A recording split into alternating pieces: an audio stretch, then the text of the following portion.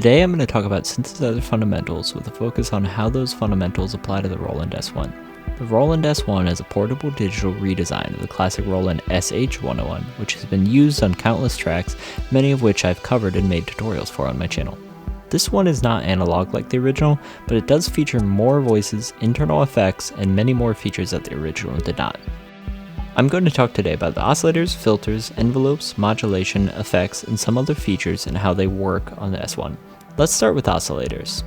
The S1 uses 4 primary waveforms: pulse or square, sawtooth, sub, and noise. Let's start with sawtooth first. The sawtooth wave is very harmonically rich. Now what does that mean? Let's do a little crash course on harmonics. Harmonics are multiples of a fundamental frequency. Let's say we have a frequency at 440 Hz, which is middle A, which is the default tuning of a lot of synths and the S1. Let's represent this 440 Hz with this sine wave. My drawings aren't perfect, so let's just work with it. Unless you're playing a sine wave oscillator, you're actually not just hearing this one sine wave. We have to get a sawtooth wave out of that, right? Or a square wave or something else. So if you're playing a sine wave, you are hearing this. Otherwise, you're hearing the fundamental frequency, 440 Hz, and the harmonics of it. Harmonics are those multiples. So let's add some grid lines just to help us out, and add some multiples or harmonics. We have the second harmonic, or the second multiple. You can just imagine that as times 2. So instead of just having 2 of these peaks, we're now going to double the frequency and have 4 of these peaks in the same amount of time. We're basically doubling that frequency, which is also equivalent to being 1 octave higher, or 880 Hz. So the third multiple is where we multiply that by 3.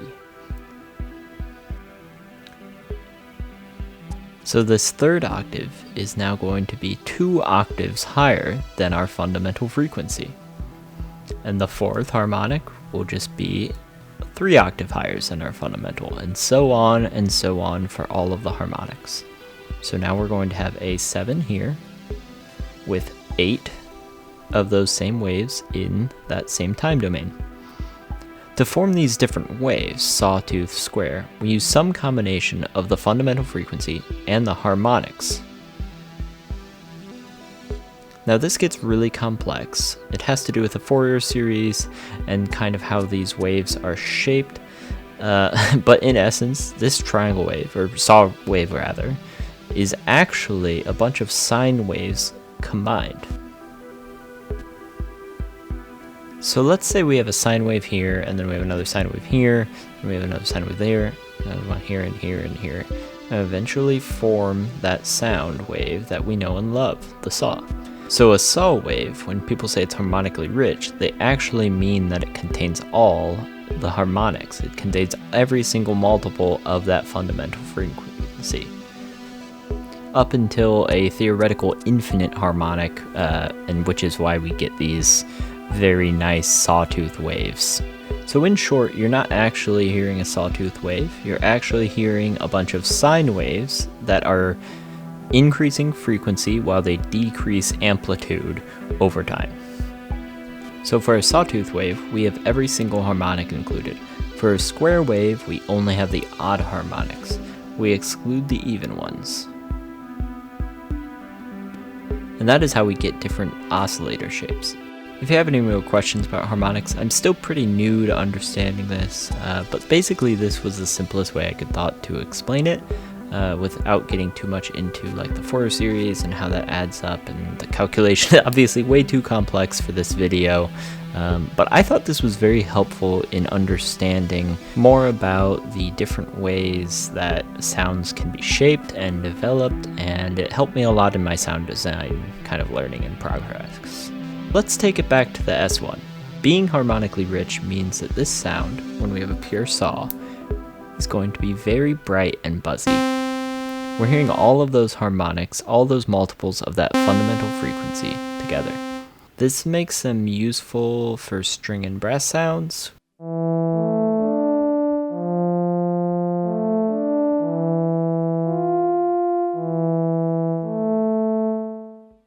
which tend to be used for leads and basses, but obviously you can use them for anything. All these waves you can find a use for, and if you are the first person to use a wave for a specific thing or sound design, then you're probably going to be really good at music, because you're obviously very innovative. You can also stack these saw waves, which is a very common thing. It's called super saw. I'm just going to demonstrate it in unison mode, and you can hear what that sounds like. There's other ways to stack on the S1, but I will get into that in another video. Next is the square wave or the pulse wave. Square waves only include odd harmonics, and that makes them sound hollow and electronic. Common uses are chiptune sounds, like you might hear in the Super Mario Bros. Theme song or other video game music.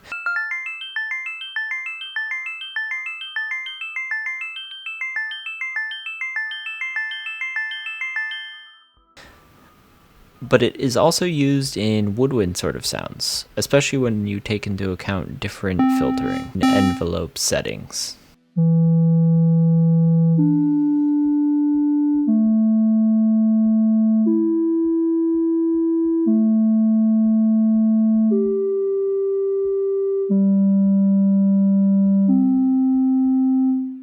On the S1, you can actually change the width of the pulse, and basically, harmonically speaking, what you're doing is shifting some of those multiples to be even multiples as well. Visually speaking, for the square wave, you're basically just making one part of the square wave thinner than the other. So when you do this, you can create very dynamic and complex sounds, especially if you have it controlled by an LFO. You can make really different sounds using pulse width modulation, and I really enjoy using pulse width modulation, especially on the S1, because it's one of the more expressive features that you can use.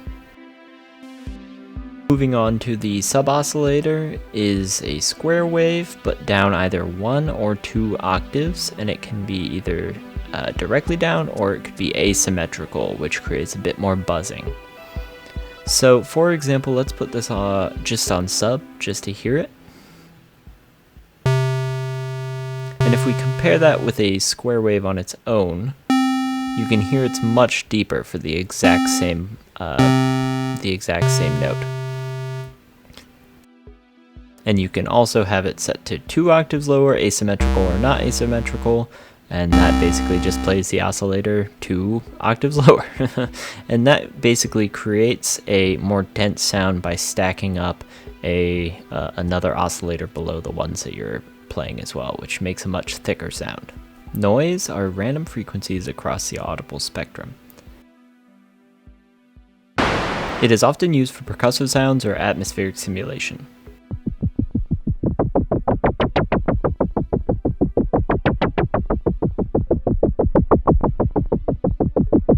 Electronic snares and hi-hats are also commonly created with filter and enveloped controlled noise.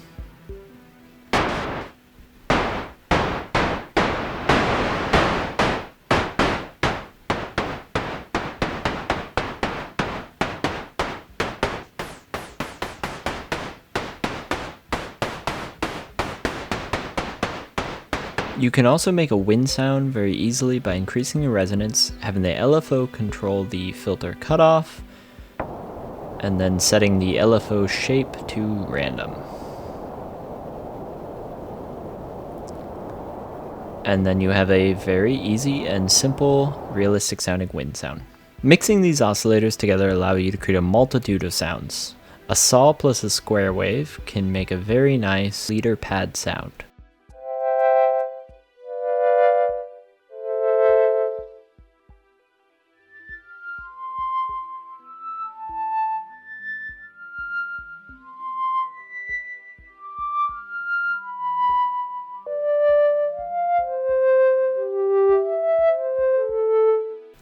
A saw plus sub can make a really fat bass.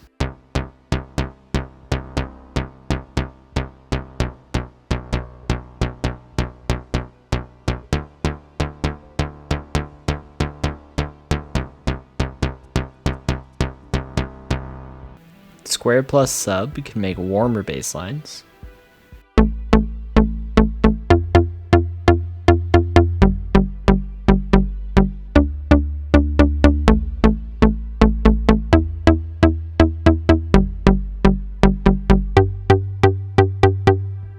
Noise plus anything lets you add a atmosphere to your sound.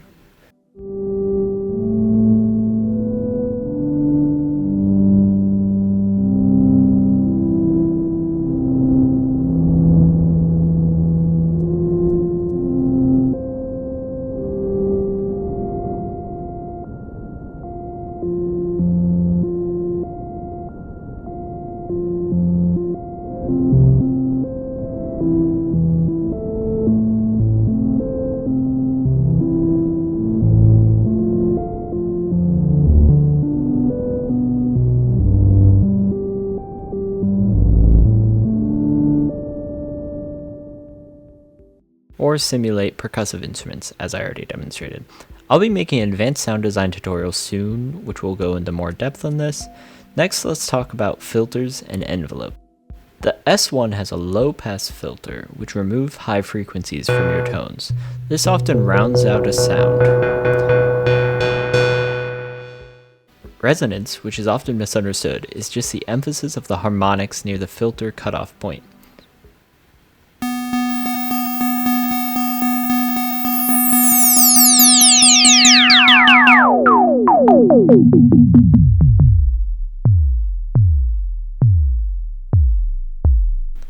This is why, as we lower the filter frequency cutoff point, we're hearing a lower and lower harmonic being emphasized.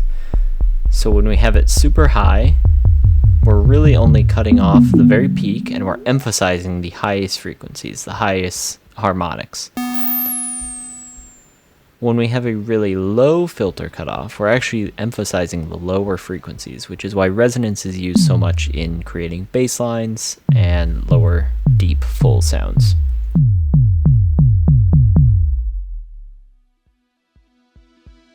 You can also use it to make very squelchy sort of acid bass lines by increasing the drive on the really high harmonics. You're creating this kind of squelchy, acidy sound. Now let's take a look at the S-1's 4-stage envelope. We have attack, which is how long it takes for the sound to reach its peak.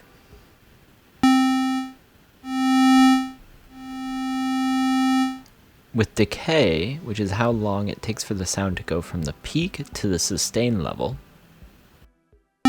With the sustain at max, the decay has no effect.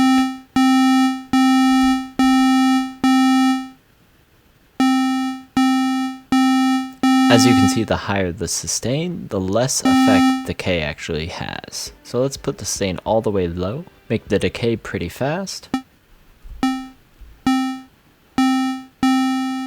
You can see they're taking longer and longer to go from the highest point because the attack is 0. Our decay is just increasing and sustain is all the way down, which means we have a decay envelope essentially. The sustain is the level that the sound will stay if it is held.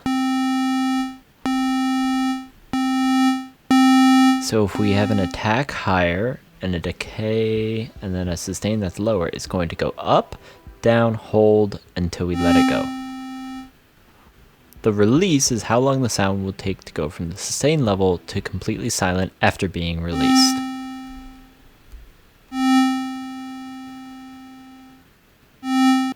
See how at 0 release, the sound immediately cuts off the moment you release a trigger.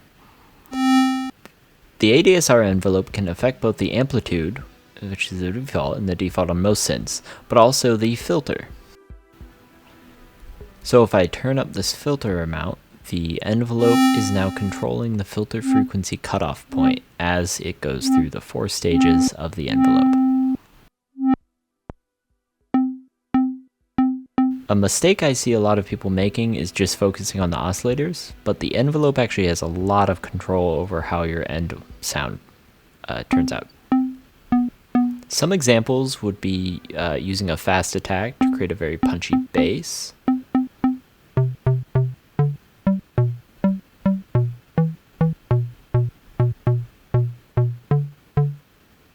A slow attack to create more of a pad or keys. A short decay and low sustain to create plucks, which are some of my favorite sounds to make and play with.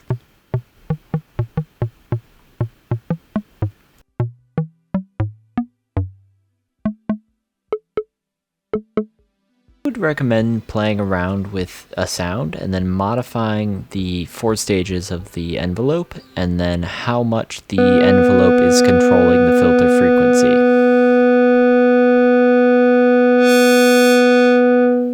This way you can practice seeing how the same oscillators, 3 oscillators, can create a large variation in sounds by just modifying the envelope.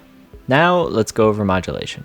Modulation is just setting a rule for how one parameter controls another.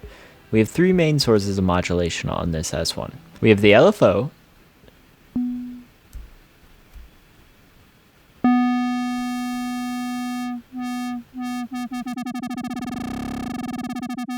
LFO is just a low frequency oscillator, another oscillator that is below the audible level, which we can use to control other parameters. It can control pitch, filter, and pulse width modulation.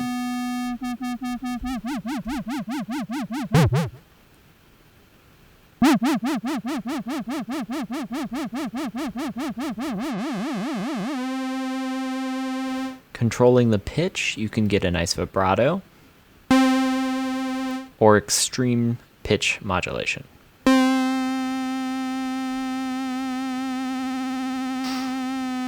Using the LFO to control the filter frequency, you can get pulsing, slow growth, or constraint over your high frequencies.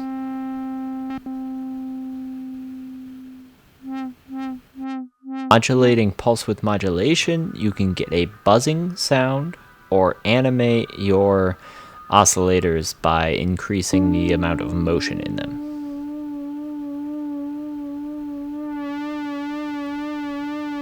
I love using pulse width modulation. I use it all the time, especially on the S1.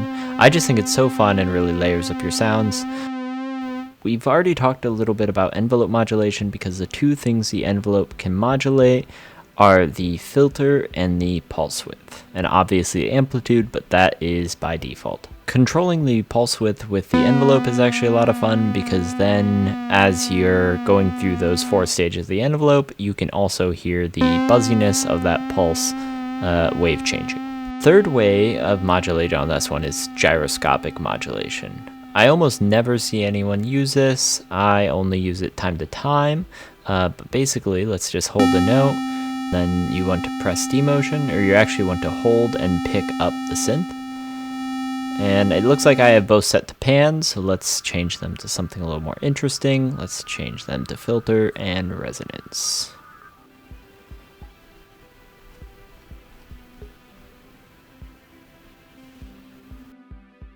Now if I hold this note and then give it some movement, you will hear the filter and the resonance being modified.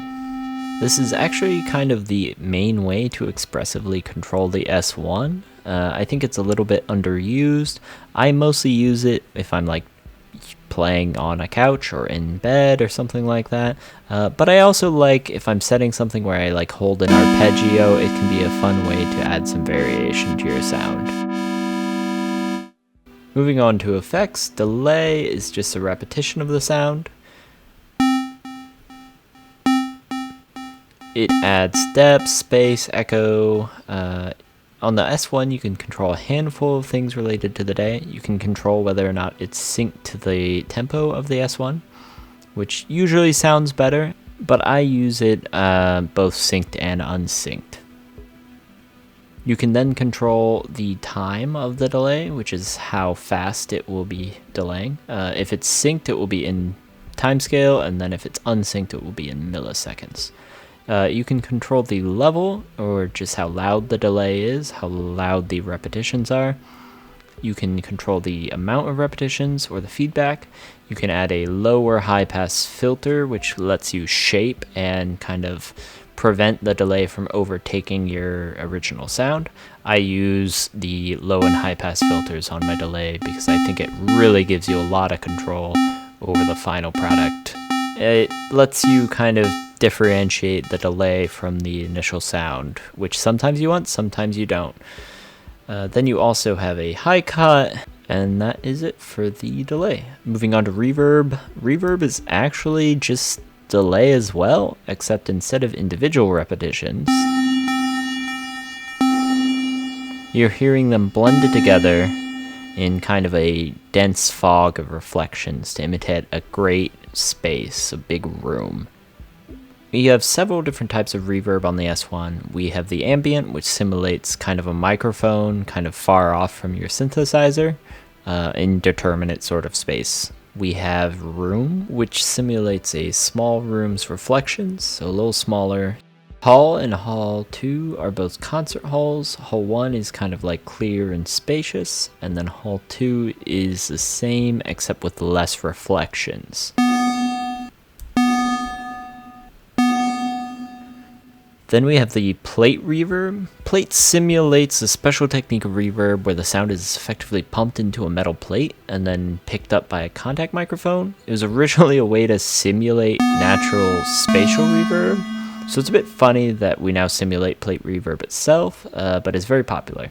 Then we have spring, which is similar to plate, except instead of a metal plate, the conduit is a spring, and you'll then feed the music through one end of the spring and pick it up on the other end with contact microphones. Very similar to plate. The last type is modulated, which, as you can hear, adds a bit of a waver to the traditional sort of hall sound.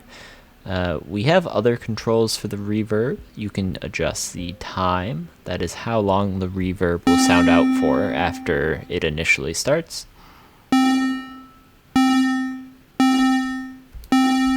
You can control the level of the reverb, which is just how loud it is. You can control the pre-delay, which is how long it takes for the reverb to sound after the initial sound. So it either starts very long after or immediately after you press. Then have a low cut and a high cut filter, which is the same as our delay and just gives you more kind of sound shaping over your sound. Then we also have a density parameter, which, as you can hear, as we lower it, you get more of those distinct repetitions and reflections instead of a dense sort of fog. Moving on to chorus. Chorus can only be found in the menu. We have 4 types, 1, 2, 3, and 4, and off.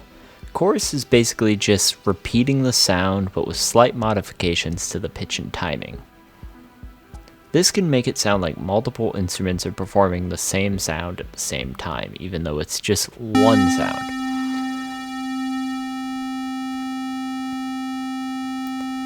And so we kind of have a standard chorus sound as number 1. 2, we have faster modulation. 3, there's even faster modulation. And then 4, there's sort of a relaxed modulation. I mostly use either 1 or 4. I think 2 and 3 are just too intense for most of my uses and my taste. There are several other modes on the S1 that can control how the sound is. We have unison mode, which you can access by hitting shift and poly, and then scrolling over to unison. Unison is similar to chorus, but instead of just copying your sound and shifting its pitch and timing, the S1 is actually creating multiple versions of that sound and playing them in unison with slightly different pitches. This is why this mode is not polyphonic. It's actually playing all of those sounds.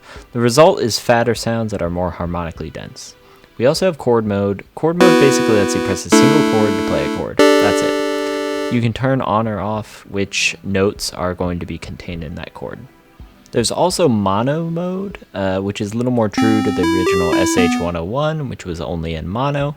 I mainly use it when I'm creating songs that were originally made on the SH-101 or another monophonic synthesizer, or I just don't want my tails to be overlapping. Basically, the benefit is that incoming sounds will cut off long releases. We also have poly, which is just the standard 4-voice mode where you can play kind of however you wish. That's all for this video. I hope it was informative. Let me know if you have any questions or would like any more videos on this topic. Thanks so much.